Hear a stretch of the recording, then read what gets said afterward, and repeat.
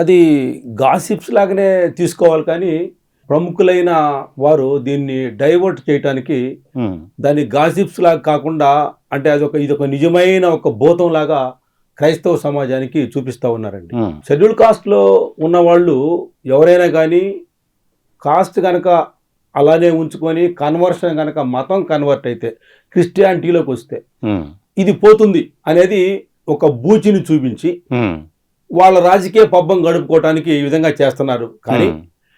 కానీ ఒక సందర్భం అయితే మనం ఆలోచించాలి. 1950 షెడ్యూల్ కాస్ట్ ఆర్డర్ అయితే మాత్రం దాన్ని మనము పరిగణలోకి తీసుకోవాలి.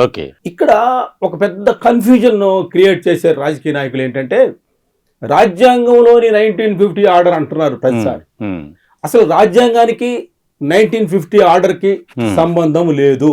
ఇది ప్రేక్షకులు దీన్ని గమనించాలి, అర్థం చేసుకోవాలి. ఎందుకంటే రాజ్యాంగం రాసినప్పుడు ఆర్టికల్ 14, ఆర్టికల్ 15, ఆర్టికల్ 17 తర్వాత ఆర్టికల్ 25. సో ఇవి ఉన్న ఉద్దేశం ఏంటంటే అందరికి స్వేచ్ఛనిచ్చారు, మత స్వేచ్ఛనిచ్చారు, మతాన్ని మనం ప్రొఫెస్ చేయొచ్చు, మనం ప్రాక్టీస్ చేయొచ్చు, ప్రాపగేట్ చేయొచ్చు. సో ఇది ఎవరైనా ఏ కమ్యూనిటీ వాళ్ళైనా ఏ కాస్ట్ వాళ్ళైనా ఏ మతం అయినా తీసుకోవచ్చు అనేది దానిలో ఉన్నారు. అయితే ఈ 1950 ఆర్డర్ ఇది ప్రెసిడెన్షియల్ ఆర్డర్. ఇది ఈ డిఫరెన్స్ గమనించాలి ఎవరైనా. ప్రెసిడెన్షియల్ ఆర్డర్ని తీసుకొచ్చి దీనిలో పెట్టారు, రాజ్యాంగంలో తీసుకొచ్చి పెట్టారు.